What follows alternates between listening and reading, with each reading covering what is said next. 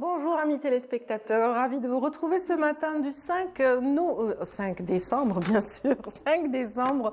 Le 5 décembre qui coïncide en fait avec cette journée mondiale du bénévolat. Aujourd'hui, justement à ce titre, nous avons le plaisir de recevoir un représentant de l'association donc nationale de volontariat très active et qui organise un très bel événement en vue de mettre en valeur toutes ces petites fourmis qui activent justement avec beaucoup de générosité un petit peu partout à travers le territoire. Donc c'est un concours qui est lancé en vue justement de mettre en relief les plus actifs, les plus dynamiques et les plus généreux parmi les bénévoles.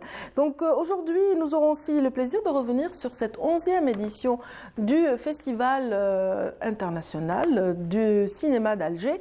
Et aujourd'hui, nous aurons l'occasion de parler des non-alignés. Donc c'est un film documentaire. Donc sa réalisatrice sera présente parmi nous pour en parler davantage. Donc il s'agit de Mila Turajilik. Et puis dans cette matinale, nous aurons aussi beaucoup de plaisir à retrouver des bikers. Et oui, il s'agit d'un groupe de passionnés d'Harley-Davidson. Donc ce sont les Harley Owners Group, donc qui viendront justement nous parler de leur expérience et de leur aussi combat pour plus de sécurité sur les routes et aussi pour la formation de tous les usagers des motocycles. Aujourd'hui, donc, voilà, nous retrouverons comme d'habitude, comme chaque lundi, donc Siham Knouch, pour nous parler aussi d'une symbolique particulière, celle justement liée à l'espoir. On verra avec elle le détail. Elle qui a été sur les planches du Théâtre national algérien cette semaine, et justement un reportage signé Samira Hadj Amar va retracer justement les étapes de ce spectacle intitulé Rihlet L'Riem. Voilà, donc merci infiniment d'être avec nous ce matin. Je vous souhaite un excellent réveil et puis je vous invite à découvrir les nouvelles du ciel pour commencer cette journée avec Amel Alibi ce matin.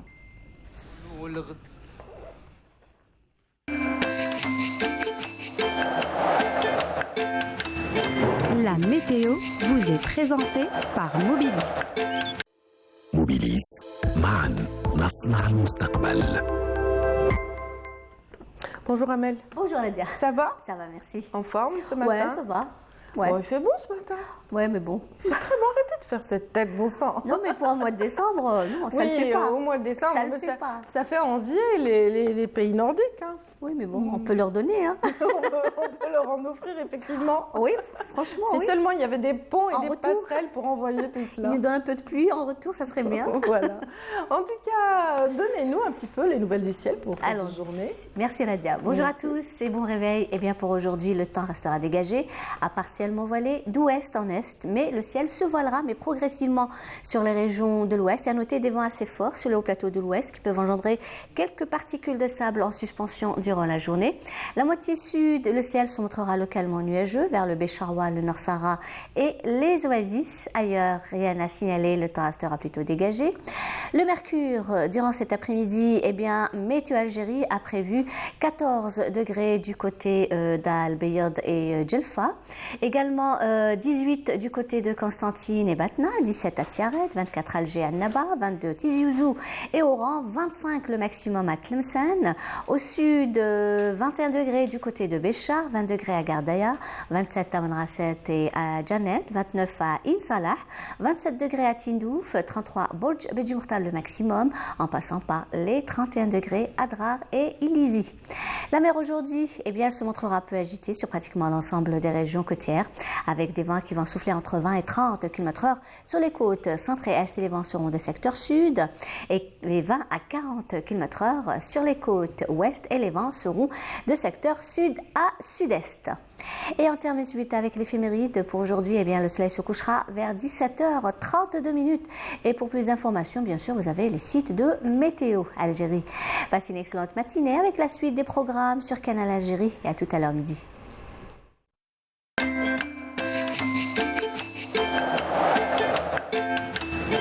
La météo vous est présentée par Mobilis. Mobilis, معاً نصنع المستقبل.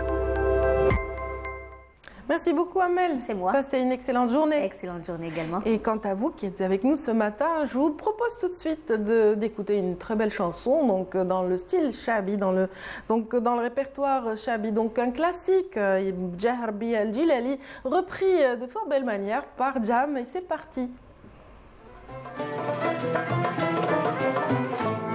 وقولوا الغزالي تايهة روفي روفي لا شد الجفا عفي على الخليل ملك على الرصام جفلة يا شهلة العيون غوتيت فضيلة قولوا الغزالي تايهة روفي روفي لا شد الجفا عفي على الخليل ملك على الرصام جفلة يا شهلة العيون غوتيت فضيلة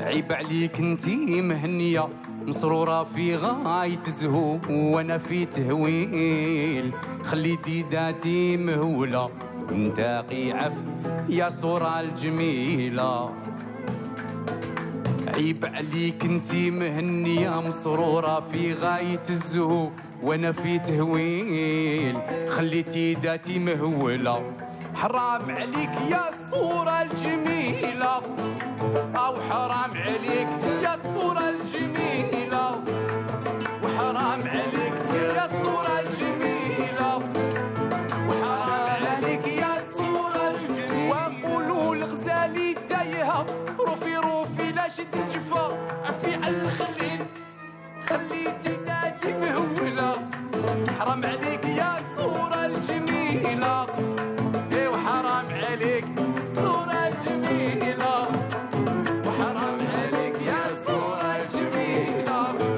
أو حرام عليك يا الصورة الجميلة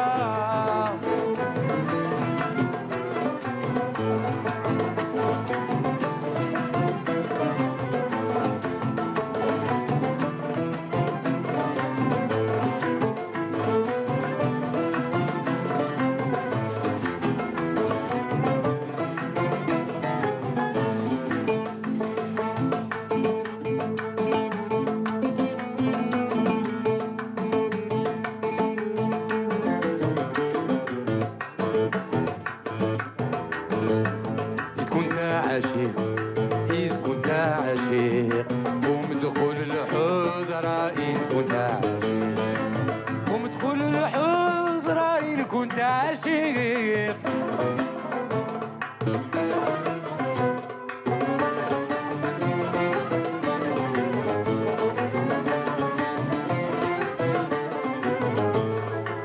اشرب مو حقيق اشرب مو حقيق غنم البوشرة اشرب مو حقيق غنم البوشرة اشرب مو حقيق اشرب عقارك ما بينا قمرك اشرب عقارك ما بينا قمرك ليك نهرك ليك نهرك وقوم بسحارك ليك نهرك وقوم بسحارك. Voilà, c'était la Jam qui reprenait une chanson du répertoire Shabi. Donc, Jah Rabbi El Jilali. J'ai du mal ce matin avec ce chat dans la gorge, mais en tout cas, merci et ravi de vous retrouver, vous qui êtes avec nous ce matin et qui attendez certainement pour les plus fidèles l'arrivée de Siham Kenouch. Elle est déjà installée. Bonjour Siham. Bonjour cher ami, Charaki. Bon, oh oui, ça va, ça va. En tout cas, quand vous voyez Radia en train de rire hors antenne, c'est que Siham Kenouch est à côté d'elle. Elle est en train de dire des bêtises. Moi, j'ai essayé de me contenir quand même. Moi, j'ai étouffé le rire. Je l'ai avalé. Non, il n'y a pas de souci. Ça va, Siham. Oui, surtout quand vous nous parlez d'espoir. Oui, tout à fait. Espérer. Oui, espérer, espoir. On va commencer la journée aujourd'hui avec l'espoir. Alors, vous savez, ça a bercé plusieurs philosophes, plusieurs poètes. C'est une notion et c'est une valeur qui entoure les plus optimistes parmi nous. Absolument.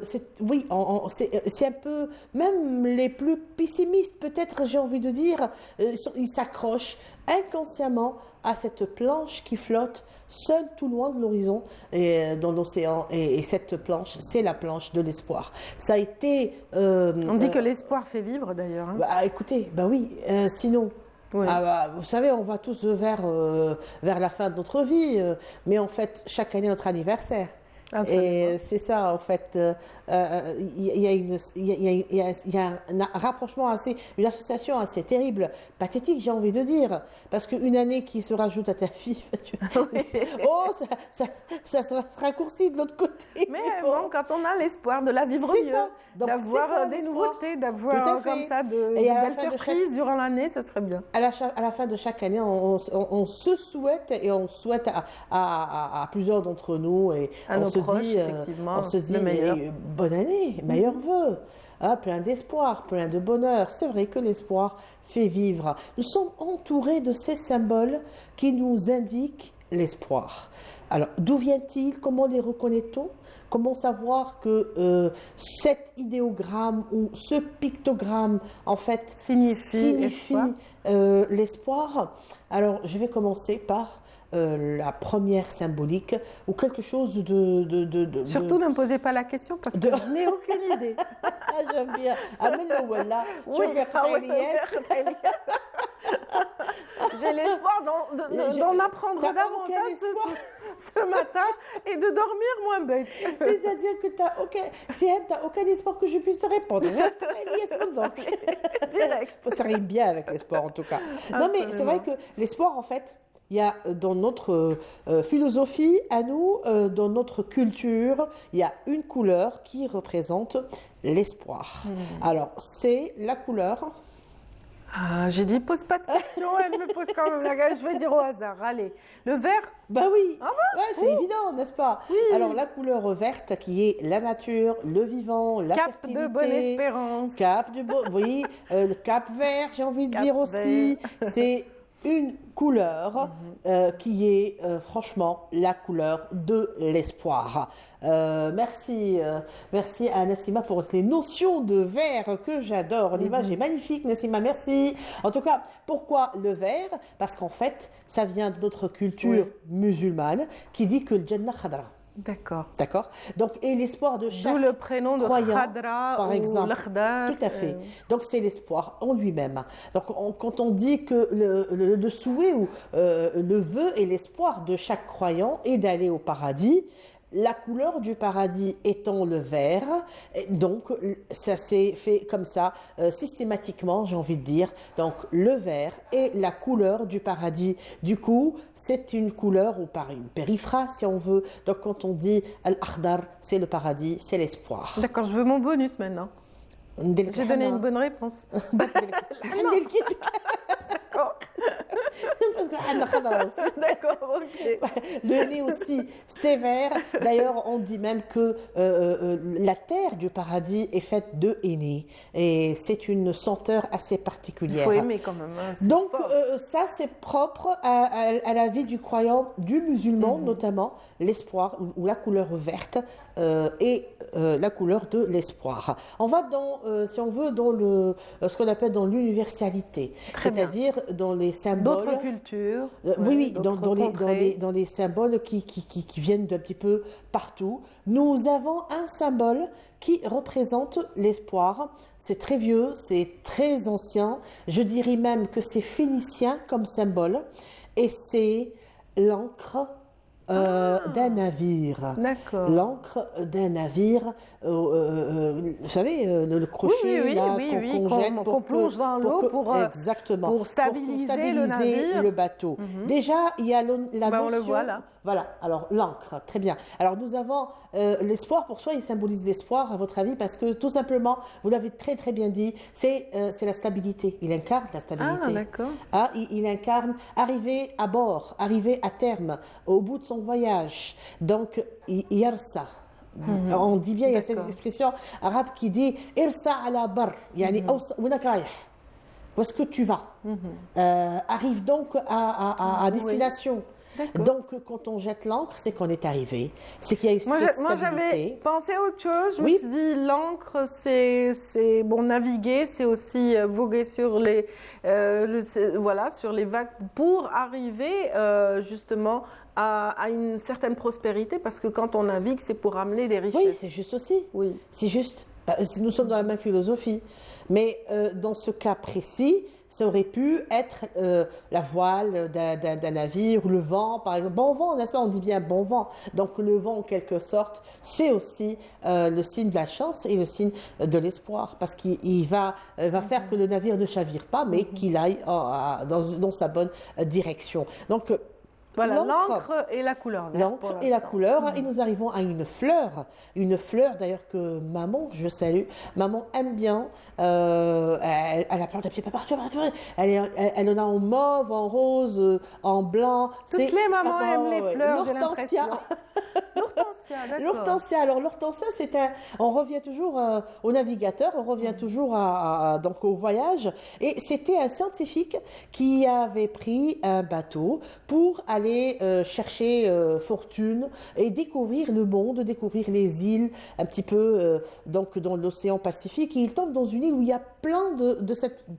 Alors comme il était très loin de sa famille, très loin de son amour, de sa femme, donc il a donné à cette fleur que lui a découvert, nous sommes au XVIIe siècle, donc il lui a donné le nom d'Hortensia. Le prénom de sa bien-aimée, épouse, d'accord. de son épouse, Hortensia. Donc il a gardé... Et donc, c'est une fleur qu'on peut garder longtemps, dans la mesure où Tout à fait. séchée, elle donne aussi de très Et beaux c'est pour aspects. ça, j'y arrivais. Donc c'est pour ça qu'il l'a fait sécher à l'intérieur de son livre. Et à chaque fois qu'il écrivait donc le journal du bateau, le journal de son voyage, il regardait cette fleur en espérant rentrer chez lui très bientôt. Et c'est pour ça que l'hortensia est devenue aussi une fleur de l'espoir. De l'espoir. Ah, Voilà. C'est une belle histoire, en N'est-ce tout pas? cas. C'est bien. Donc si vous voyez des médaillons avec une encre, ça existe. Hein. Oui, il y a oui, beaucoup de médaillons. beaucoup, avec énormément, oui. et il y a des boucles d'oreilles. Des pendentifs, des boucles d'oreilles, des etc. motifs aussi dans le textile. Dans le textile, on les voit un petit peu partout. Eh ben, c'est un signe marin, oui, mais c'est aussi le grand signe de l'espoir. Merci. Voilà, Siham. Nadia, Merci, commencez bien Siham. votre journée. Ici, nous avons des croissants, mais Qui sentent bon. Qui on sentent passe bon, qui moi, j'ai envie réveillent. qu'on passe à un reportage ou à une chanson pour que je puisse un petit peu... Ben, justement, Détacher les le parents. reportage qui va suivre vous concerne, dans la mesure où vous étiez sur les planches du Théâtre National algérien. Si, nos caméras ont un petit peu capté ce moment. Le moment, justement, où vous êtes monté sur scène avec Hasna Henni, c'était le week-end dernier. Vraiment une très belle assistance, voilà, un public qui a réagi, paraît-il. Je me suis régalée. Moi, j'ai raté, en tout cas. Ah ouais, Mais à culpa. ouais. Mais à culpa. C'est à Ça y est, bon, bah, c'est bon, on est quitte là. Tout à l'heure, j'ai pas eu mon bonus, donc c'est bon, je suis Eh pardonnée. Je suis pardonnée de ne pas avoir assisté. Le meilleur spectacle, Oui, pour moi, hein, c'est oui. très subjectif ce que je veux dire. Le meilleur spectacle est celui dans lequel on s'amuse et on s'éclate. Donc je pense que oui, c'était une Ce réussite. Fultia. Un plaisir de travailler avec Hasna. Un plaisir. C'était un spectacle haut en couleurs, donc il y avait de la danse, du chant et du conte. Tout à fait. Vous avez justement orchestré la partie conte. Oui. Et voilà, quel souvenir vous allez emporter de ce moment vécu au Un moment théâtre? de rêve, un moment enchanteur et enchanté. Les deux en même temps. Et j'étais moi-même emportée, c'est-à-dire que le public a joué le jeu, le danseur a joué le jeu, Hasna était en plein dedans, les musiciens au top. C'était l'excellence. Alhamdoulilah ya Rabbi. Voilà. Oui. Lellet Leriam, donc vous avez mis en relief des prénoms, des histoires, des récits extraordinaires repris par les chansons algériennes et le répertoire algérien. Bon, en fait, c'était pas trop les prénoms, c'est pas la focalisation. On s'est pas focalisé sur ça, mais on s'est focalisé sur l'amour et son voyage. Comment on passe de l'amour courtois, l'amour chaste, à l'amour divin. Donc nous étions dans les textes de l'hazl, ce qu'on appelle l'hazl, l'amour d'une femme, parler d'une femme, décrire une femme, et nous arrivons à l'amour divin, au soufisme, et arriver à l'Al-Flariam, qui n'est autre que Makkah. Voilà, une Lailat Lariam était le titre de ce spectacle donc, qui a été abrité par le Théâtre National Mouhiddine Bachtarzi. On va y revenir. On vous remercie d'abord, Siham, on vous souhaite une excellente journée. Merci. Et on va justement avoir le plaisir de découvrir ce spectacle grâce à Samira Hadjamar qui y était.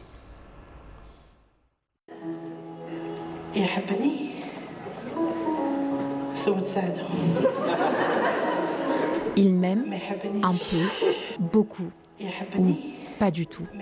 Des fleurs, des mots et des mots d'amour, dits et dans le récit de la conteuse Siham Kenouch à travers l'Algérie, en remontant aux temps les plus anciens, à l'Orient, à la recherche du temps et au temps de Lailat Lariam.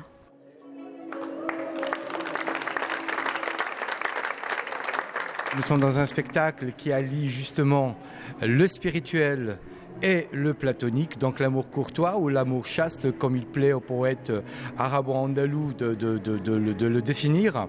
Donc c'est une soirée qui nous réconcilie aussi bien avec notre patrimoine sacré qu'avec notre patrimoine profane.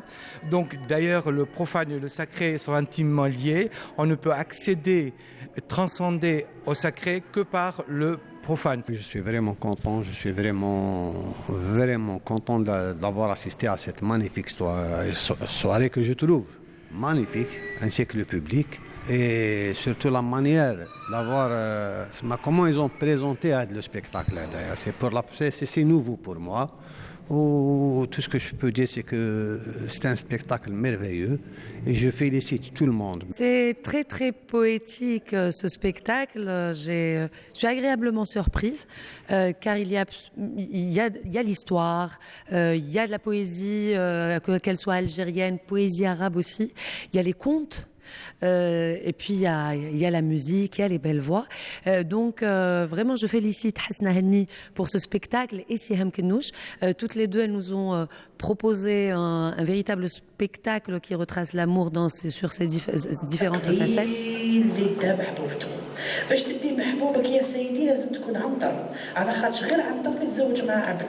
Chemin faisant entre les histoires d'amour de Antar et Abla, de Mejnoun Leila ou encore de Mimouna la Magnifique, du courtois au spirituel, en passant par la tradition orale, puisée aux quatre coins de l'imaginaire, enveloppée des plus beaux récits d'amour populaires. En fait, c'est juste un voyage. C'est un voyage entre l'amour courtois et le soufisme. Comment on peut passer d'aimer une femme à l'amour divin? Ibn al-Arabi a parlé de ça, Ibn al-Farid a parlé de ça. Donc nous sommes en plein texte soufi. Mais d'abord, on cherche Leïla. Qui est donc cette Leïla? Emportée par la beauté du spectacle, la grande Narjas a offert au public une belle improvisation.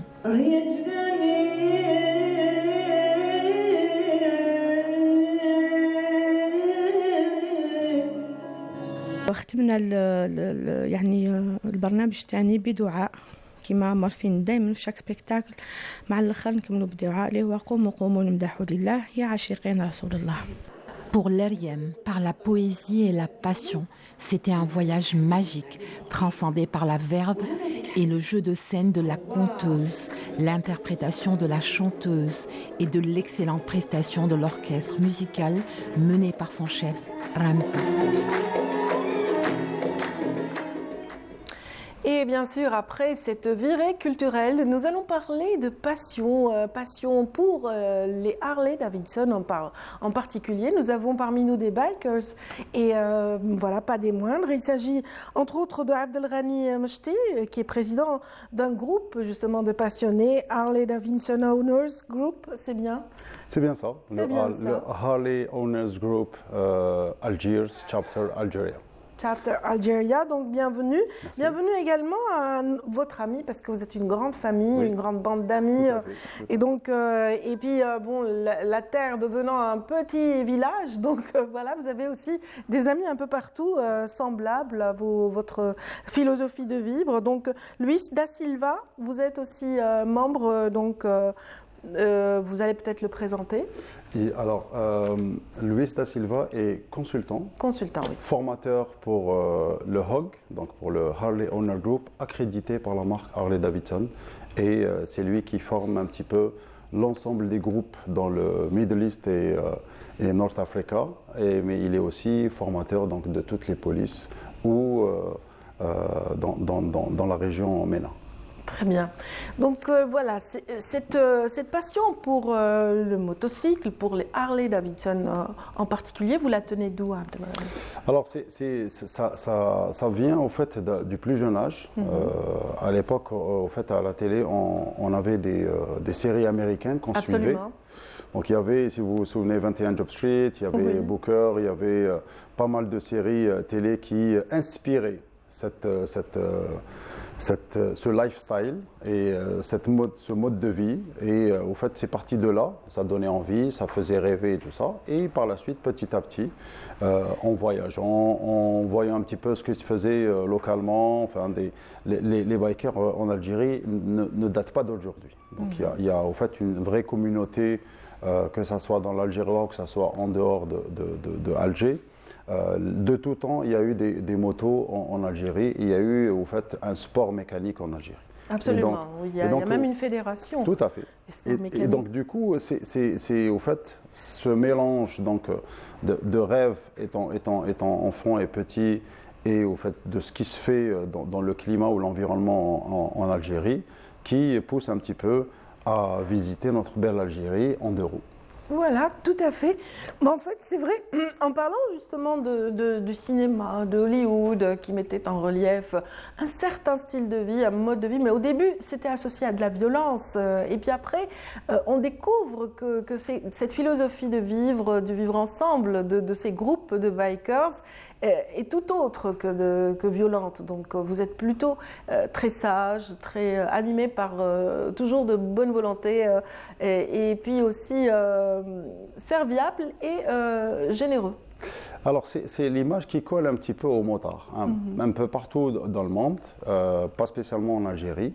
Effectivement, il y avait au fait une certaine image qui était véhiculée et d'ailleurs le motard fait peur.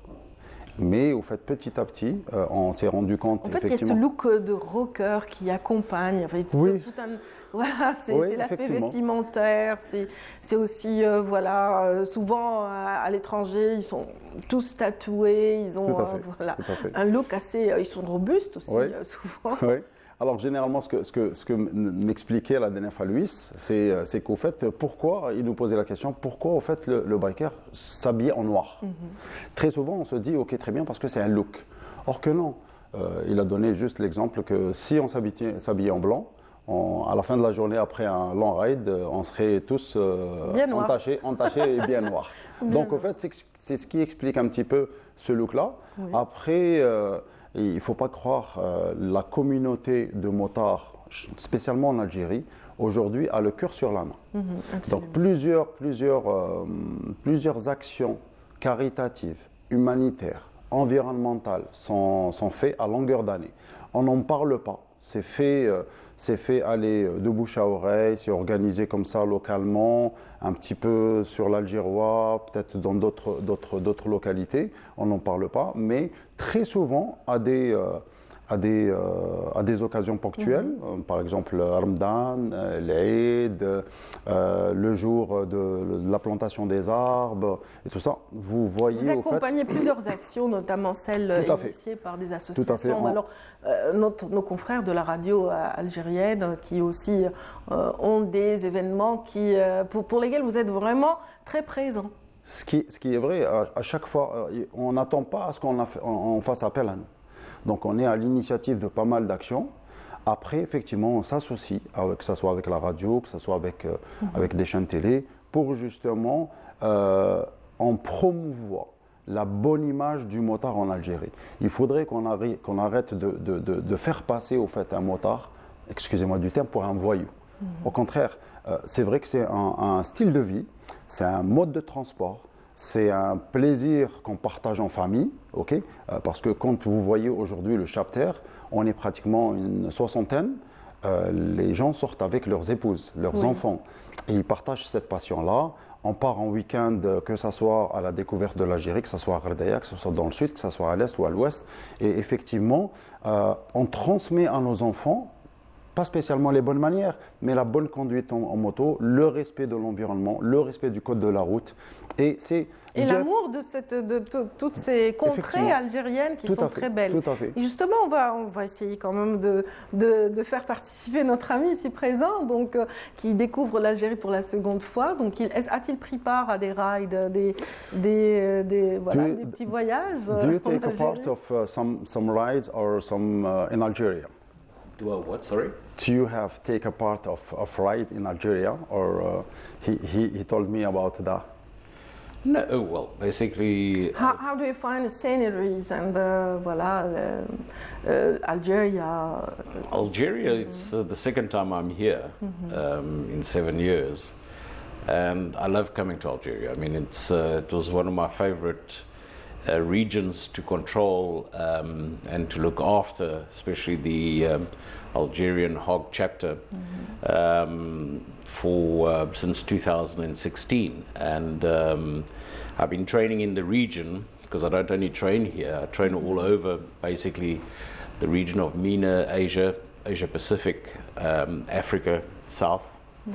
And Algeria has always had, especially the chapter, has always had a very soft spot in my heart for me. And I always encourage throughout the region proper riding techniques to portray the correct image of motorcycling. Because it's not only in Algeria that there's this biker terrorist type attitude. Okay, it's all over the world. The bikers have a certain slogan that follows them, and that is that they are noisy, they're abusive, they don't know how to ride, they create traffic jams, they cut through traffic. So what I've been doing for these last 14 years is training and instructing the chapters on how to ride properly and portray the correct image for everybody else to understand. And I was saying to Abdelghani, we should actually promote. Let's first translate a little for the people watching us today. So, on va essayer un petit peu de traduire et après on continue. Donc voilà. Il a dit. Oui, très bien. Donc il a dit tout simplement qu'il avait trouvé l'Algérie parmi les. Enfin, c'est l'une des plus belles destinations qu'il a eu à découvrir. Donc pendant ces cycles de formation, n'est-ce pas? Aidez-moi. Hein. Oui. Lui est venu la première fois en 2016. Il n'a pas roulé en Algérie. On a fait quelques rides, mais c'était au fait aux alentours d'Alger. C'est un formateur en fait. Il est venu pour une formation. Absolument. Et depuis 2016, il encourage, il est là en tant que formateur pour le Middle East, North Africa et même l'Asie. La zone MENA, donc tout à fait, l'Afrique. Qui couvre justement donc, l'Afrique. Il aide les chapters, il a beaucoup aidé le chapter en Algérie à au fait s'entraîner, se former, hisser son niveau pour au fait justement avoir cette faculté d'avoir l'attitude, la conduite responsable, ok, pour soi, pour les autres. Parce que quand vous roulez en groupe, effectivement, vous créez au fait un embouteillage, vous créez, c'est beau à voir, mais effectivement, il faut faire énormément attention parce que vous êtes à plus de 10 motards, voire 20 motards. Et de part au fait ce qu'il disait, l'idée de former, c'est au fait un premier pas pour améliorer l'image. C'est une image qui est un petit peu la même à travers le monde et tout à fait. Voilà, ces cycles de formation et ces efforts consentis justement par le groupe.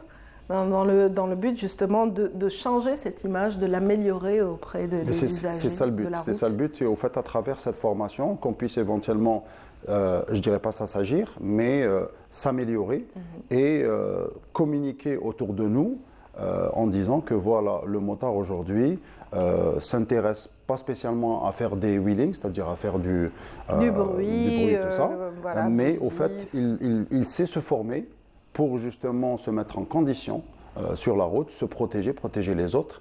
Et c'est son leitmotiv, c'est ce qu'il n'arrête pas de faire un petit peu partout dans le monde. Absolument. Donc, et aujourd'hui, donc, il est à Alger dans ce but, dans cet objectif. Il est arrivé jeudi dernier. On a fait une grosse séance de formation théorique. D'abord, tout le monde est passé en classe. Comme quoi, un motard passe en classe. Donc, on est passé en classe pendant 5 hours last Thursday. Yes. Plus de 5 heures, donc on était tous dans une salle de cours, on transmettait au fait les bonnes pratiques et une formation très technique sur comment utiliser sa moto. C'est des motos qui pèsent plus de 300 kg, donc il y a une maîtrise à apprendre et à avoir. Et donc après ça, vendredi, on est passé à des cours pratiques, donc en circuit. Et là, au fait, on a appris énormément parce qu'il y a des techniques de maîtrise de moto. On a passé toute la journée. C'était pratiquement 7 heures. J'ai l'impression qu'il disait tout à l'heure qu'il avait découvert que les Algériens, que cette communauté algérienne avait ses propres connaissances et ses propres techniques liées à son environnement.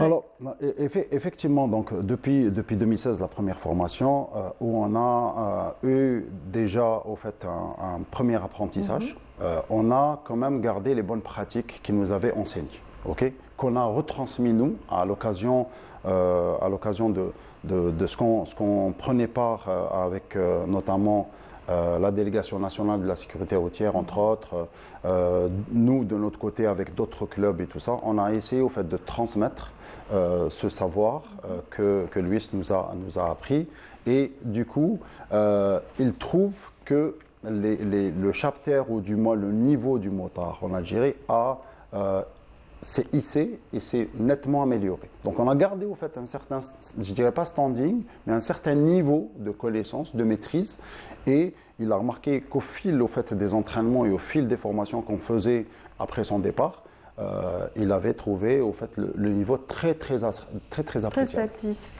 Très satisfaisant. Donc on va lui demander ce qu'il en pense justement. Et là, il se prépare pour une deuxième session. Vous avez la deuxième session, prochainement, oui, programmée pour vendredi prochain. Enfin jeudi d'abord en cours. Vendredi, parce qu'au fait, la première formation, c'est ce qu'on appelle le skills. C'est seulement théorique ou il y a aussi de la pratique? Alors justement, comme je le disais, jeudi c'était en cours, mais vendredi c'était sur circuit. Donc on a utilisé nos motos. Samedi, on est sorti sur la route. Jeudi prochain, ça sera au fait une formation beaucoup plus technique. Donc elle est destinée à un certain niveau. Donc même dans le groupe, il y a des gens qui ne vont pas en prendre part. Et au fait, c'est plus de technicité et ça concernera aussi les capitaines de route. Parce que dans notre formation, nous, vous savez, vous avez des motards et vous avez des gens... Les leaders. Voilà, c'est eux, au fait, qui gèrent le paquet sur la route, et c'est les plus expérimentés.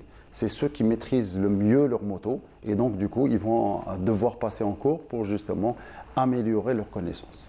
Très bien. Donc, quels sont les objectifs qu'il souhaite atteindre donc, au terme de ces deux sessions? Posez-lui la question. Oui. What about the goals for at the end of the training? Ultimately, what I expect to see is, first of all, a change of riding attitude for the participants of the exercise. Secondly, I look for being able to manage the motorcycle better, to portray the correct image to the public. And obviously, our main focus is always safety. La sécurité, oui. And the more you train, the safer you become to ride. You know, and that's, you know, I often say this. A person might say to me, I've been riding for 20 years, I don't need the training. I said, sure. You've been riding for 20 years, but did you do any training? No. So you learned how to ride that first year. You repeat the same mistakes for 20 years. Yes. And this is why, with this training, I polish and make sure that our Harley-Davidson riders, and especially the Harley Owners Group community of Algeria and other parts of the world have the experience of how to ride properly. Yeah. Très bien. Donc voilà, on va essayer de traduire pour ceux qui nous suivent ce matin. Alors, le premier objectif, c'est bien sûr de hisser le niveau et élever le niveau, améliorer les compétences. Améliorer les compétences. Le second point, c'est ce qu'on disait, c'est un petit peu changer l'image du motard et de donner au fait la meilleure image donc, à travers le chapter, mais bien entendu d'autres motards le font très bien aussi, que je salue. Et améliorer cette image-là, il a donné l'exemple au fait un petit peu pour le chapter et peut-être d'autres chapters dans le monde. C'est vrai que l'idée de faire cette formation, c'est de faire passer l'image que même si on conduit depuis 20 ans, et si on ne suit pas un recyclage ou des formations de remise à niveau, vous allez au fait répéter les mêmes erreurs, ou peut-être même, c'est-à-dire c'est un mode ou une technique qu'on apprend la première année et qu'on répète sans cesse. Ça ne veut pas dire que c'est la meilleure. Ça ne veut pas dire que c'est le niveau le plus élevé dans C'est exactement ça. Il avait donné un exemple lors de la formation d'un pilote de chasse et qui disait qu'il connaît très très bien son appareil, il fait des phases très très impressionnantes et tout ça, mais s'il ne s'entraîne pas, s'il ne le fait pas régulièrement, il va au fait commettre les mêmes erreurs et il ne va jamais s'améliorer. Et ça, c'est au fait l'idée principale de toute formation qui se fait, pas spécialement la motocyclette, mais pour nous, l'apport de Luis, de par son expérience en tant que formateur, en tant que motard, et en tant qu'il a eu au fait un mélange d'expériences dans les régions du monde, et au fait il fait passer la bonne parole, il partage avec nous les bonnes pratiques. Et donc c'est pour ça qu'aujourd'hui, on ne se dit pas être la meilleure communauté de motards, pas du tout. Il y a des gens qui conduisent de manière responsable. Il y a des groupes aujourd'hui qui sont extrêmement bien organisés. Alhamdoulilah, en Algérie, on voit un petit peu la prolifération des motos et l'image qu'on est en train de donner du motard. On essaye un petit peu de donner l'exemple aux générations qui montent et de leur inculquer les bonnes manières et surtout les bonnes pratiques. Ce qui est sûr, c'est que votre groupe, lorsqu'il est sur les routes, est très beau à voir. Donc, les Algériens adorent vos sorties. Donc, c'est un spectacle en soi, mais qui est mis au service justement de la sécurité routière et aussi d'œuvres caritatives, comme vous le disiez tout à l'heure. Et justement, Luis, ici présent, a beaucoup insisté sur l'aspect sécuritaire. En fait, c'est aussi votre cheval de bataille. En fait, ça a été notre leitmotiv. Le groupe a été créé, on a été accrédité par la marque Harley-Davidson en 2013. Depuis le 15 mai 2013, nous faisons notre chemin. Et au fait, notre seul leitmotiv, d'ailleurs, on a commencé très tôt, donc depuis 2013, à s'entraîner, à faire des exercices de conduite. Tout ça n'ayant pas au fait un modèle à suivre, mais au fait en regardant ce qui se faisait à l'international, on essayait un petit peu de répéter. On prenait des exercices, on les visualisait sur la télé et tout ça, et on essayait un petit peu de les répéter jusqu'à ce qu'on puisse éventuellement avoir le support en 2016 de Luis, qui nous a au fait communiqué, instruit et guidé sur la bonne méthode de former les gens. Aujourd'hui, on a un instructeur au sein du chapter qui, lorsque Luis n'est pas là, c'est lui qui un petit peu forme les nouveaux, recycle les anciens et essaie de trouver de nouvelles figures pour au fait accentuer un petit peu le niveau de sécurité et de l'élever sur la route. C'est vrai, je reprends un petit peu fidèlement ce que vous dites, c'est un beau spectacle à voir. C'est de belles machines. C'est vrai que ça fait rêver quand on nous voit sur la route, c'est pas mal, il y a beaucoup de discipline et beaucoup de rigueur. Après, l'image qu'on donne, c'est que même en étant motard, même en prenant du plaisir, ça ne nous empêche pas de respecter le code de la route, de respecter les autres usagers de la route et surtout de donner et communiquer la bonne parole sur la sécurité routière. Vous avez acquis votre première moto quand ? C'était en 2011. 2011, ça fait pas très longtemps. Avant, je conduisais des scooters et tout ça, à défaut de moyens. Et petit à petit, j'ai pu accéder au fait à mon rêve, à mon plaisir personnel. Et depuis, je n'ai pas changé de marque. et je suis toujours fidèle à Harley Davidson. D'accord, et j'imagine que c'est le cas pour tous les passionnés qui sont dans votre club et le groupe Hug. Donc, et j'imagine le plaisir aussi que vous en tirez au quotidien quand vous êtes sur votre moto. Mais est-ce que j'ai l'impression que c'est contagieux parce que le chiffre s'agrandit de plus en plus? Alors, effectivement, vous êtes bien informé. Le chiffre augmente et le groupe s'agrandit, mais on est très strict. Depuis 10 ans, on n'est que pratiquement 60. La plupart des gens nous disent oui, mais pourquoi les autres groupes sont à 100, 120, 150? Nous, je ne dirais pas qu'on ne recherche pas la quantité, on recherche la qualité. Il faudrait que le membre qui intègre le groupe intègre au fait notre philosophie.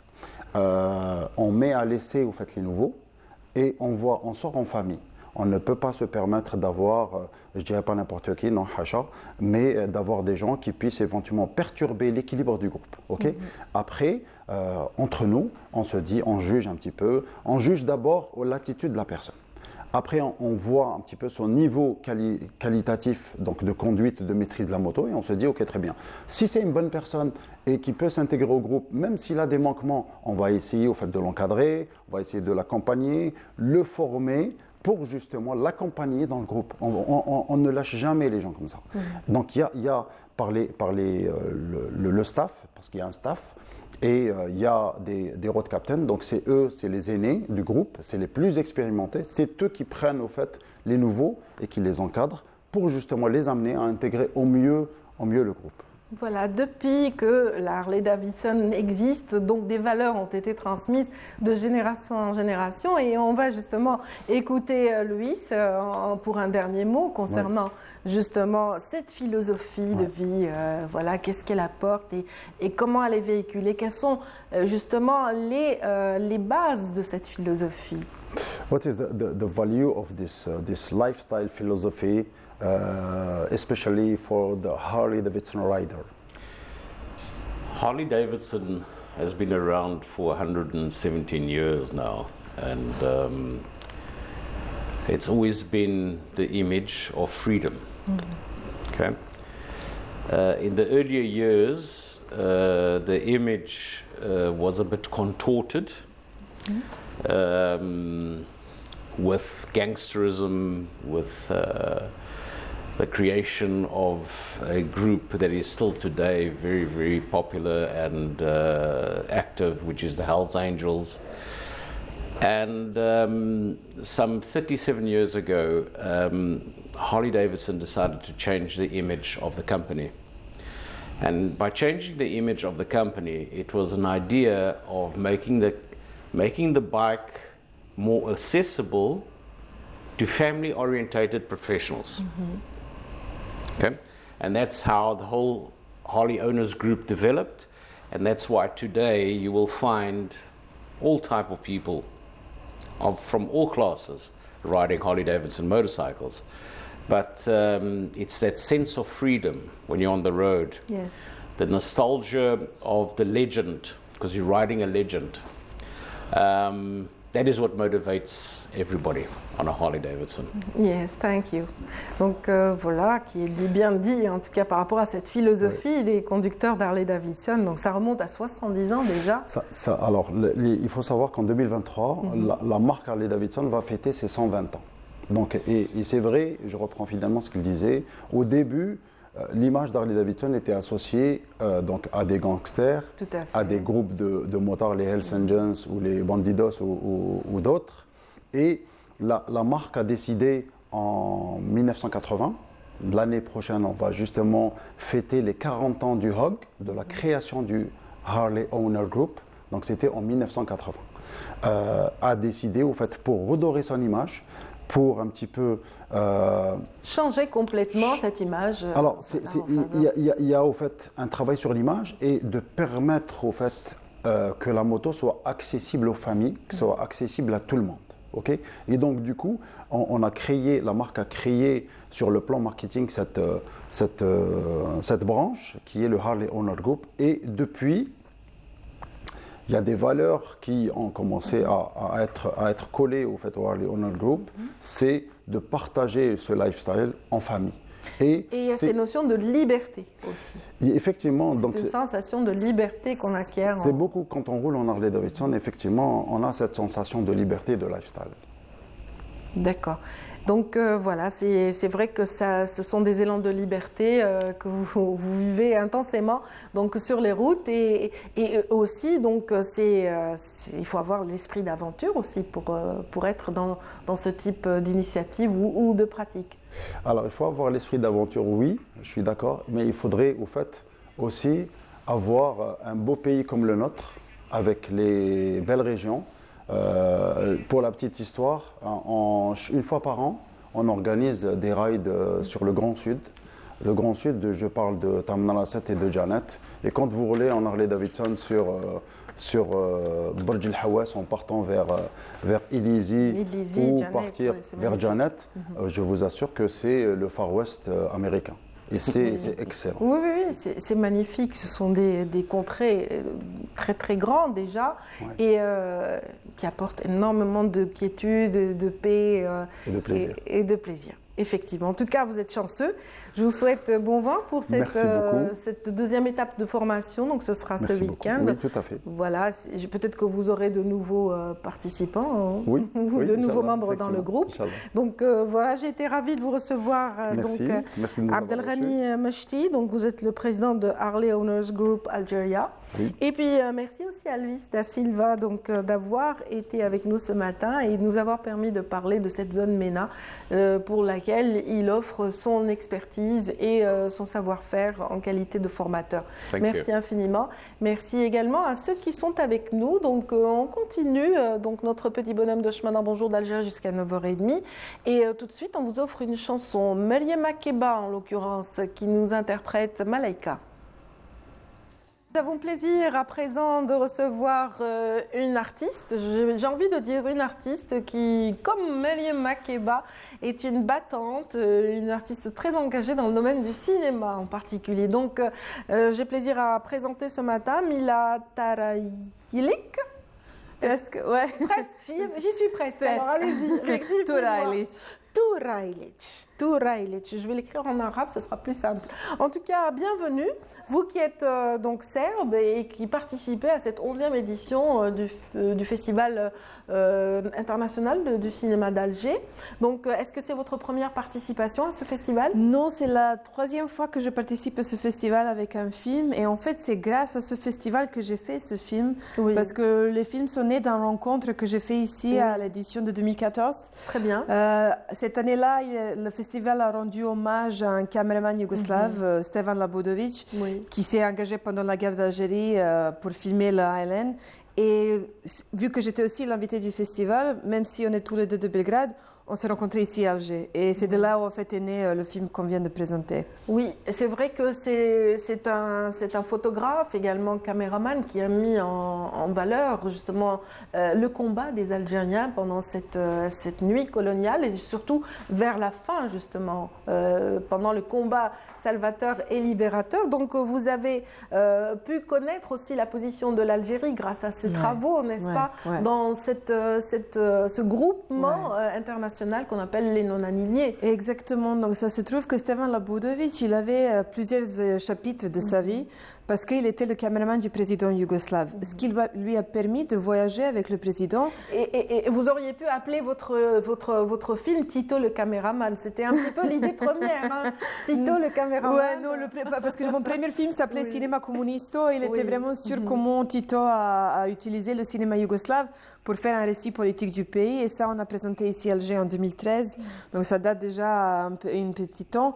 Mais là, l'idée était vraiment d'essayer de raconter ces 2 épisodes de la vie de Labodovic, le mouvement des non-alignés et son engagement pendant la guerre d'Algérie. Très bien. Donc vous avez été sur ces traces. Vous avez aussi découvert ces trésors, donc tous ces enregistrements aux côtés de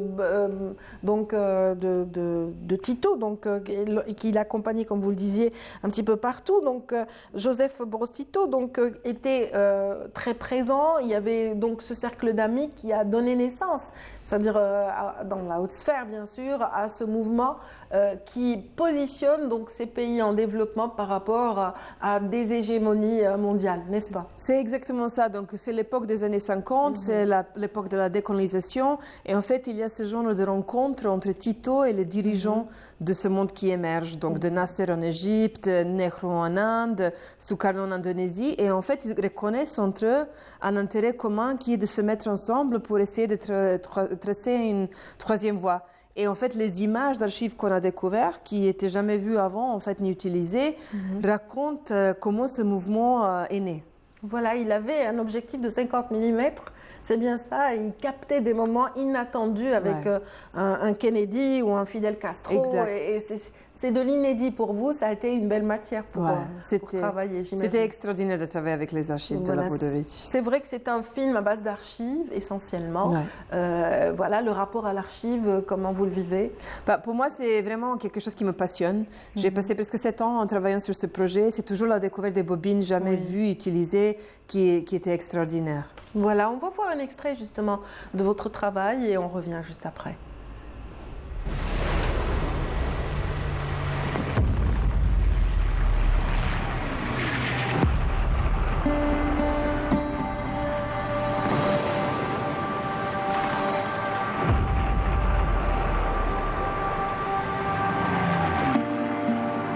Это то сам снимал фотосету, što se tiče Alžira-Tulja. Polako, dosta Stevane, dosta.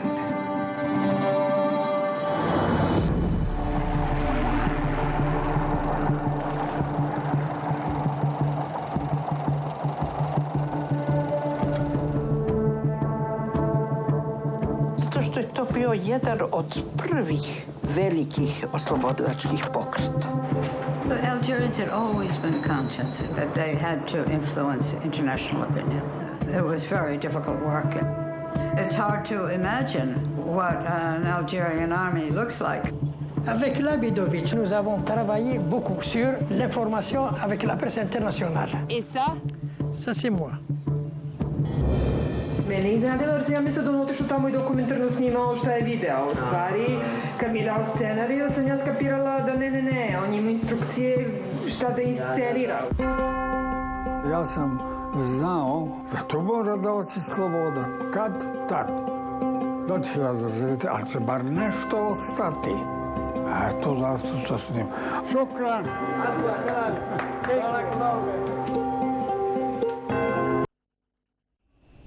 Labudovich, justement, incarne ce combat, incarne aussi cet engagement en faveur d'une cause juste, où qu'elle soit. Donc, vous aussi, vous avez, vous avez été nourri par ces valeurs, étant toute gamine, puisque vous êtes d'une famille de militants, hein, et vous mettez en relief, justement, le combat de votre propre mère dans votre premier film, en 2010, Il était une fois en Yougoslavie, cinéma communisto.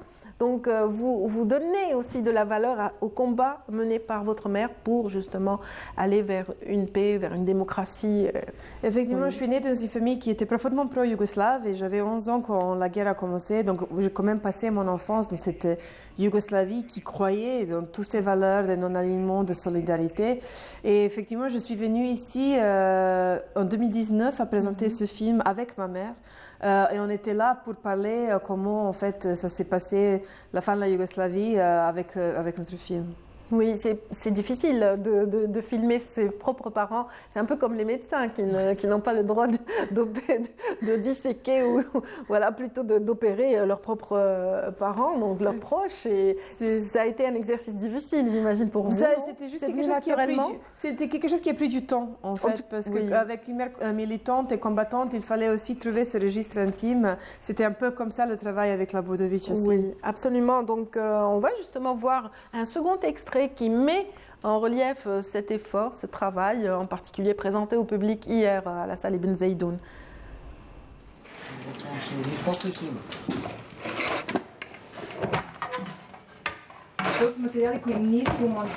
Da.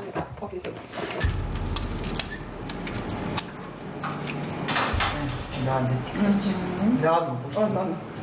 Zaista u tom periodu su bile velike ličnosti svetskog klasa. To je počeo sve se malo rasvešćuje. Evo ti, znači Beogradska konferencija, rad konferencije, 10. rolna. Evo, ovo ti Stevan Budović. Sve susrete, najsveštenije sam pratio i snimao. We have come here to interpose our influence between the two existing blocs. John Foster Dulles considered it immoral for a nation not to take sides. Znači, nećete vi pričati našu priču na taj način. To sam sve ja snimao. Svet sam obišao, 112 zemalja sveta. A da, samo jednu uspješnu. Ovdje u hodniku na ovim policama se nalaze materijali koje, kao što vidiš, su neobeleženi, nemaju brojeve. Čekaj, imate još stvari koji zapravo ne znate šta su? Da.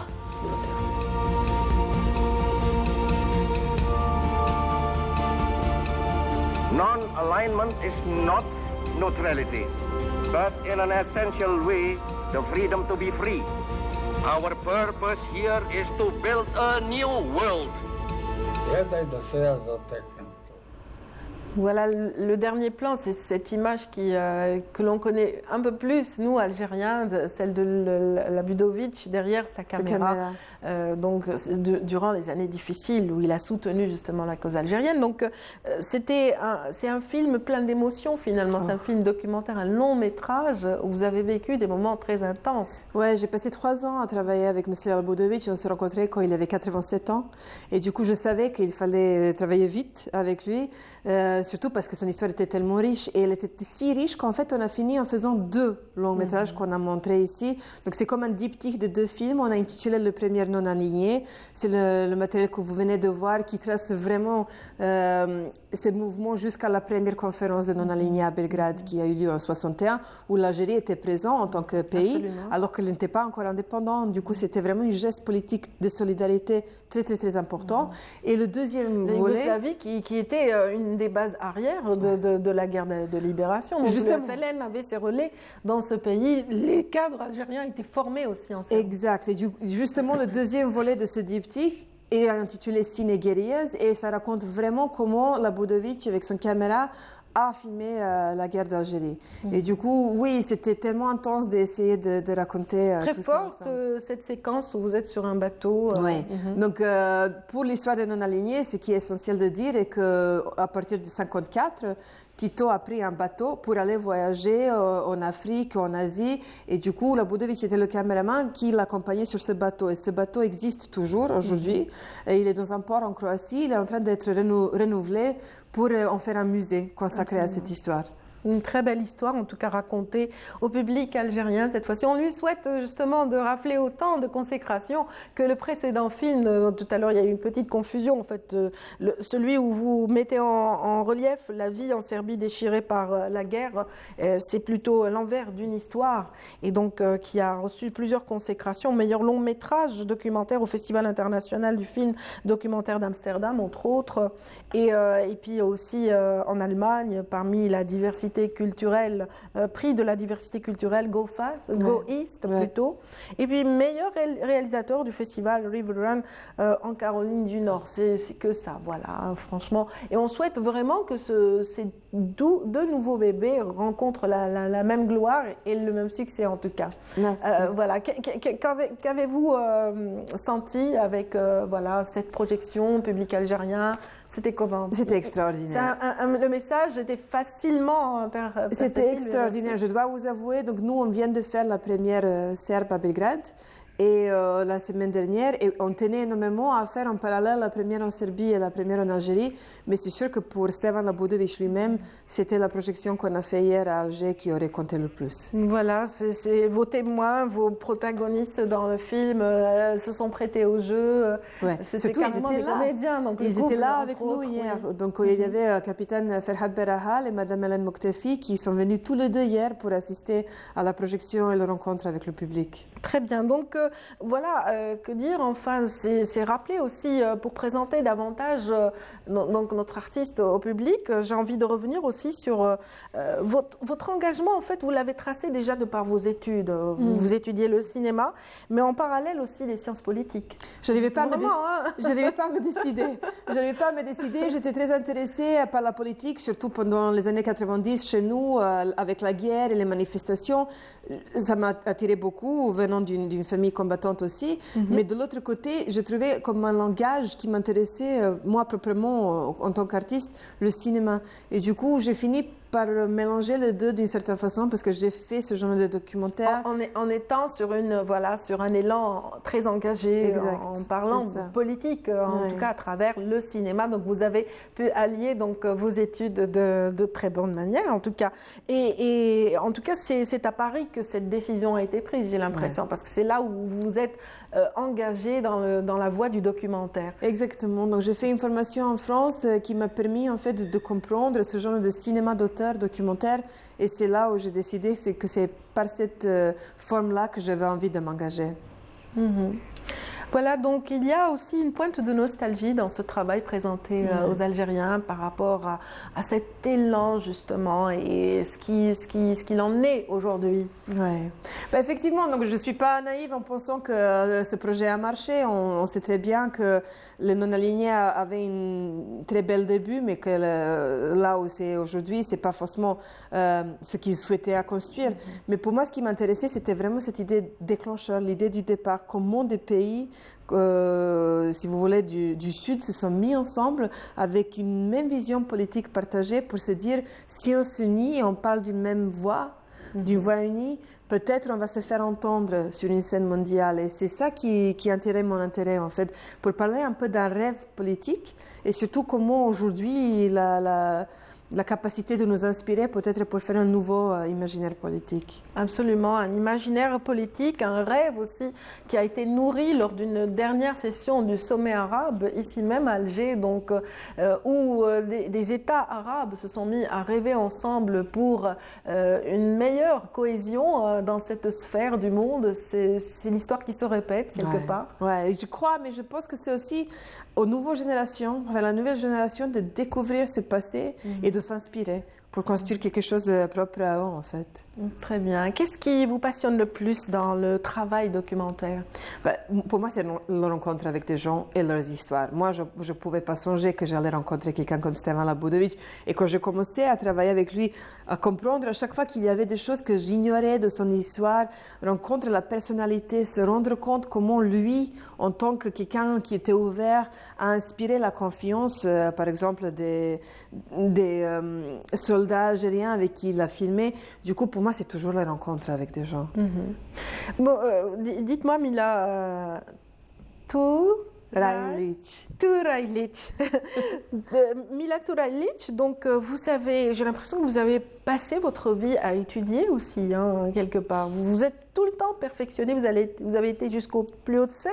Vous êtes docteur d'État, donc en cinéma. En fait, j'aime à la fois créer des choses et réfléchir. Donc, chercher un cadre théorique pour comprendre la création. Et du coup, oui, voilà, ça m'a amené jusqu'à... Donc, vous mettez à profit ces recherches dans le cycle universitaire. C'est exactement ça. Donc, j'en ai profité pour écrire une thèse sur le travail que j'ai fait comme recherche pour les films. Et en même temps, là, j'aime beaucoup enseigner. Donc, j'enseigne à plusieurs institutions parce que j'aime beaucoup, en fait, cette geste de transmettre cette connaissance aux C'est vrai que vous voyagez beaucoup dans ce sens. Vous êtes, vous avez été consultant dans plusieurs télévisions, des télévisions de renom. Oui, j'ai travaillé beaucoup sur les séries documentaires politiques, j'ai fait de la recherche pour eux, donc c'était vraiment un désir de comprendre au maximum comment on fait ce travail avec les archives. Absolument. Donc, et vous avez aussi travaillé sur des films très célèbres. Oui, bien sûr, il faut quand même le rappeler, en qualité d'assistante. C'est vrai que ça forge. Même si vous avez opté pour le documentaire, mais il y a eu de la fiction quand même. J'ai fait un petit passage par la fiction, c'est vrai. Les frères Bloom, donc quand même un succès comme c'est vrai. Et puis il y avait Apocalypto de Mel Gibson, où j'ai passé presque absolument. Apocalypto et Fondu en noir. Mais je dois mais je dois vous avouer que ça m'orientait vers le documentaire. Absolument, j'imagine. En tout cas, vous essayez aussi de partager ce regard avec différents. Vous le disiez tout à l'heure, vous formez aussi à travers des universités prestigieuses telles que Harvard, Yale.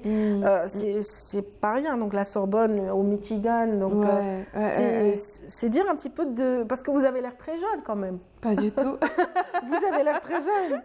Et puis, vous êtes fondatrice de l'Association des réalisateurs documentaires de Serbie. Voilà. Ça j'imagine que vous en êtes fière. Très fière. Donc, nous, en 2016, on a compris qu'il y avait quand même tellement de créations de documentaires en Serbie et qu'il nous fallait de constituer une association pour donner un peu de visibilité à notre travail, mais aussi comme avoir une position pour parler aux autorités serbes, au ministère de la Culture qui finance le cinéma, qu'il fallait faire la place pour les documentaires et surtout ce genre de documentaires d'auteur.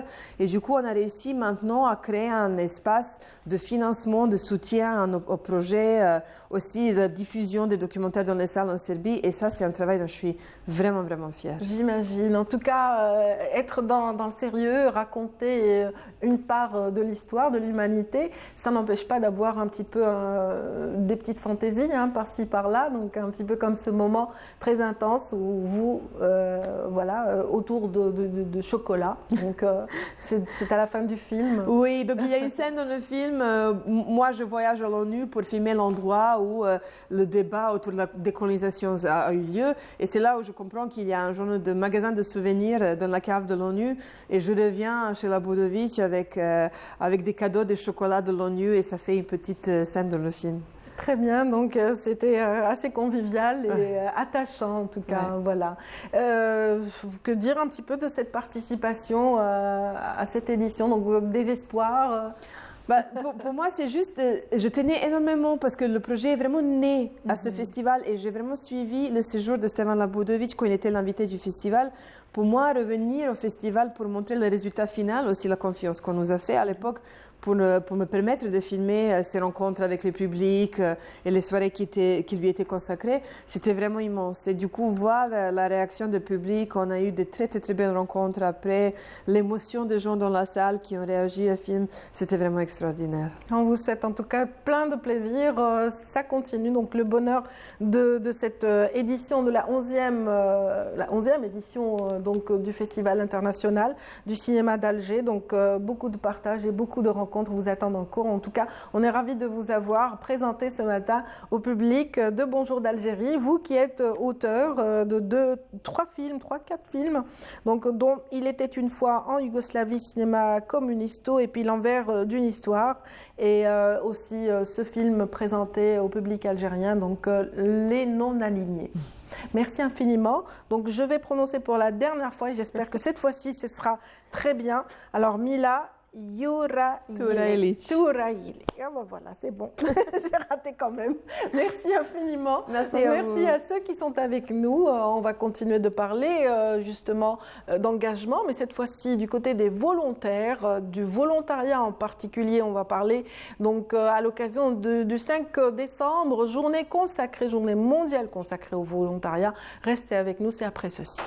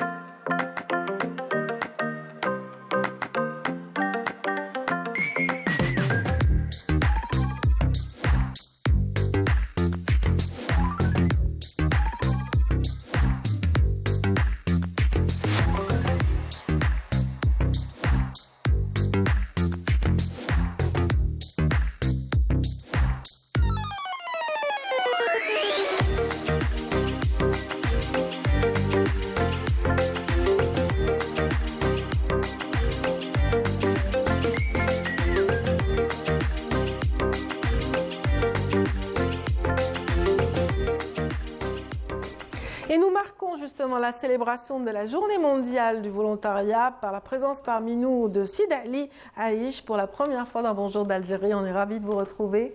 Merci beaucoup pour l'invitation. Moi aussi, je suis très honoré de passer avec vous dans cette magnifique journée. Allez, bon baptême télé, et ce sera donc pour parler d'une association dans laquelle vous œuvrez actuellement. Il s'agit de l'Association nationale de volontariat. Effectivement, donc on est l'Association nationale du volontariat qui a été créée en 2013. Nous sommes des jeunes, des cadres, des chômeurs, des artistes qui sont intéressés par le domaine du volontariat et de la charité, et ce pour le bien-être que ça fait et pour l'aide que ça apporte à notre société et au développement de notre pays. Ce qui est intéressant, c'est que cette association s'est penchée sur le cas des volontaires chez nous. Effectivement, on met en relief par le biais de concours des hommes de lettres, des artistes, des inventeurs, mais rarement des volontaires. Et donc l'association a pensé à ce beau projet donc, consacré à mettre en relief les efforts en coulisses de toutes ces personnes complètement dévouées. Effectivement, parce que bon, les volontaires travaillent dans l'ombre, travaillent pour le bien, mais nous, en cette journée mondiale du volontariat, on a estimé qu'il est primordial de les honorer, de les mettre en valeur, peut-être pour encourager d'autres gens à venir avec nous et s'intéresser au volontariat, et aussi... Mais c'est vrai que quand on est engagé comme ça, quand on donne de son temps, de sa santé au service des autres, c'est vrai que souvent on n'attend pas forcément un retour. On n'attend pas du tout une reconnaissance. Mais là, vous aidez justement à encourager ces initiatives. Parce que ça fait du bien. Vous savez que le volontariat, on le fait pour soi-même, pour le Dieu.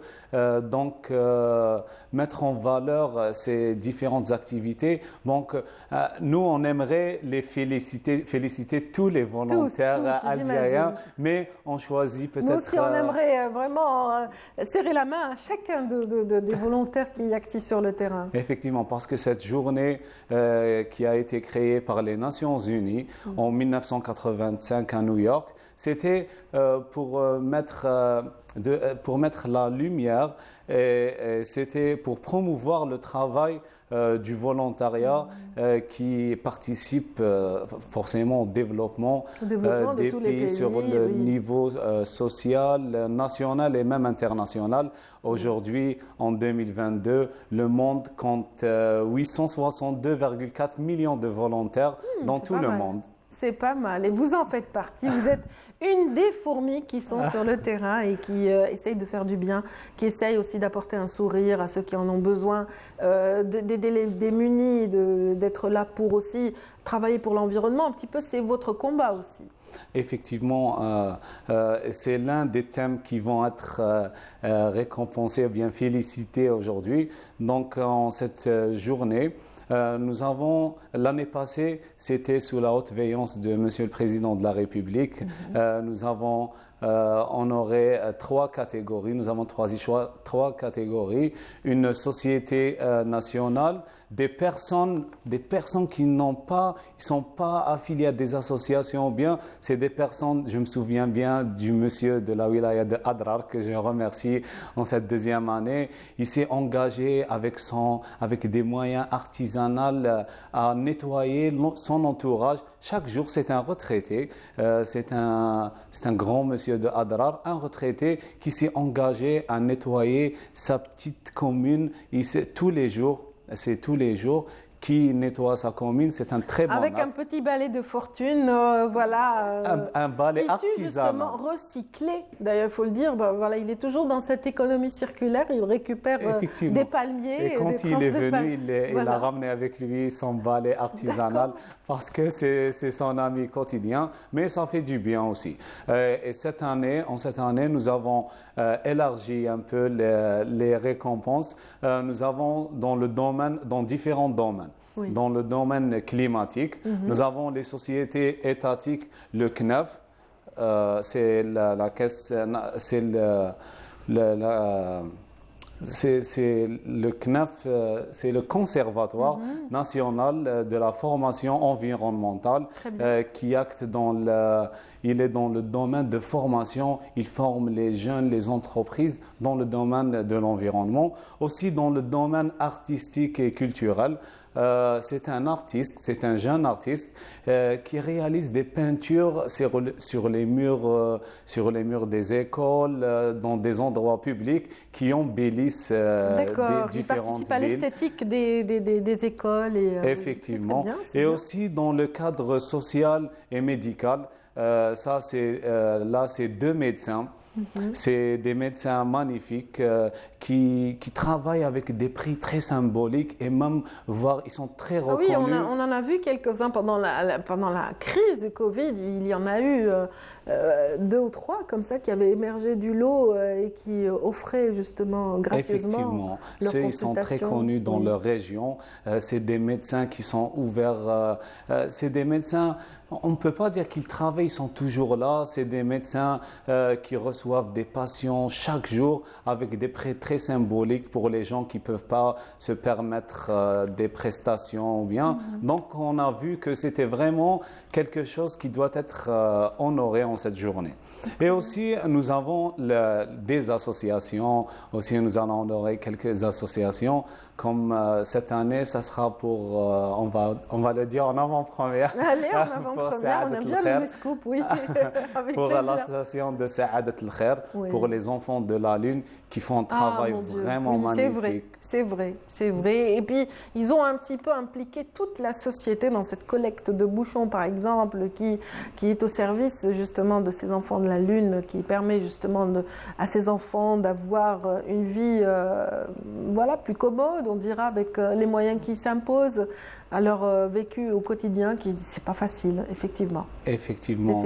Oui. Mais ils se sont déployés un petit peu dans tout le territoire. Ah oui, maintenant c'est tout le monde, même c'est le recyclage, le système de recyclage. Bon, si on revient un peu en arrière, c'était pas vraiment utilisé aujourd'hui, mais là, croyez-moi, si on marche à Alger, vous n'allez pas trouver une bouteille de plastique par terre. C'est dire que l'Algérien, quand même, a le cœur sur la main, dans la mesure où, dès qu'il s'agit d'une cause noble, il commence à réfléchir autrement. Voilà, ah oui, je vais aider un malade. Alors tout le monde dans les foyers s'est mis à collecter donc tout ce plastique en faveur des enfants de la Lune. C'est vrai que c'est une belle expérience et bravo à l'association d'avoir, ou au jury de l'association d'avoir opté pour celle-ci en particulier. Voilà. Oui, et aussi nous avons, en dehors de cette journée mondiale, mais pas en dehors des cérémonies et de cette cérémonie, nous avons aussi honoré c'est une entreprise de Jordanie, Ordon, qui va honorer Madame Lila Ziyar, Tata Lila de Qléa. Tata Lila, elle est dans tout ce qui enrichit la culture algérienne. Elle a représenté l'Algérie dans plusieurs pays dans le monde. C'est vraiment intéressant. Très bien, donc on la salue en tout cas. Et justement, moi j'aimerais dire que c'est vrai qu'avec la complexité de la vie, ces personnes, ces groupes de personnes aussi méritent tous les honneurs dans la mesure où ils offrent de leur temps et de leur énergie pour des causes comme ça très nobles, et vous en faites partie. C'est vrai que vous parlez beaucoup des autres, mais vous aussi, c'est-à-dire vous êtes à cheval sur deux structures, c'est-à-dire il y a l'association dont on parle, l'association de bénévolat, et aussi les scouts musulmans. Donc vous êtes aussi partie prenante dans toutes les activités initiées par les scouts depuis pas mal d'années. Oui. Comment vous trouvez le temps de faire tout ça? C'est vraiment... Donc, moi, j'étais intégré dans le domaine du volontariat dès mon jeune âge, dès que j'avais 8 ans, dans les scouts musulmans algériens, jusqu'à maintenant. Donc, croyez-moi que c'est vraiment... On peut donner de notre temps. Nous, on a grandi sur ces valeurs, les valeurs d'aider les gens, parce que, croyez-moi, si on travaille, on mange, on dort, c'est bien, mais pour avoir un complet, pour complémenter la vie تاعنا, c'est vraiment magnifique d'œuvrer pour les différentes œuvres de charité, pour donner. Quand on voit les gens, des fois vous vous sentez vivant. Effectivement, et même pour la solidarité nationale, quand on part à Janet ou bien comme on a fait les différentes incendies qui ont eu lieu dans la wilaya de Guelma cette année, dans Tizi Ouzou. Donc, le fait de partir, de leur donner, juste de discuter, on a apporté des aides médicaux et alimentaires pour les nécessiteux. Mais le fait de discuter, de parler, de dire qu'on est présent avec vous partout où vous êtes en Algérie, ça fait vraiment du bien. Absolument, la compassion et aussi la solidarité et l'espoir justement transmis par ces gestes tellement simples. On se dit, allez, c'est rien, mais ça apporte énormément à l'être humain, effectivement. Bravo pour ce que vous faites. En tout cas, un homme humble, un homme sage nous a quittés aussi. Il mérite tous les honneurs. Allah yarhamou. Il s'agit du professeur Shiban, donc, qui était ophtalmologue, mais surtout connu à travers les médias pour sa participation à l'éducation des masses, sa participation à la diffusion de la bonne parole et aussi aux préceptes de notre islam dans la manière la plus, je dirais, la plus neutre possible. Donc il prodiguait donc conseils et aussi explications et orientations à travers des émissions télévisuelles, mais aussi il a été ancien ministre de la santé. Donc c'est un homme affable, humble, que j'ai eu l'occasion de connaître et d'approcher, et qui me disait d'ailleurs khadimun nasi sayyiduhum. Donc c'est une phrase qui résonne très fort dans ma mémoire, et on s'incline justement à sa mémoire, et on souhaite vraiment à sa famille toute la patience et sabr, donc Rabbi sabrhum, et Rabbi yarhamou inshallah, paix à son âme, Allah yarhamou. Voilà, le regretté donc professeur Shiban nous a quittés hier à l'âge de 90 ans, lui qui était un militant, un fervent engagé dans la lutte armée, donc au sein du PPA, donc d'abord, et puis aussi au sein du FLN à Hélène, donc voilà, par la suite. Donc Allah yarhamou yusaleh.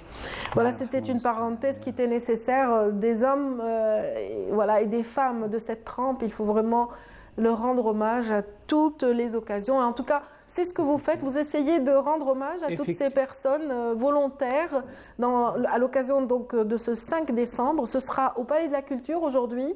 Oui, ça sera au Palais de la Culture en fin de journée.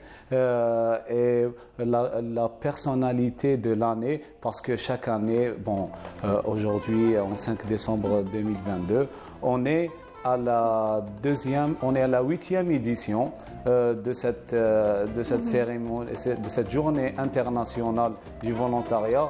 La personnalité de l'année sera dédiée à Cheikh Abou Abdessalam, qui nous a quittés en ce 11 octobre. Donc c'est sa famille qui va recevoir tout l'honneur de la personnalité 2022, parce qu'il a donné, il a été toujours présent dans le domaine, dans tout ce qui est on se souvient bien quand on annonce le Ramadan. Absolument, lui aussi il était très très présent à travers le petit écran. Merci infiniment donc pour cette participation.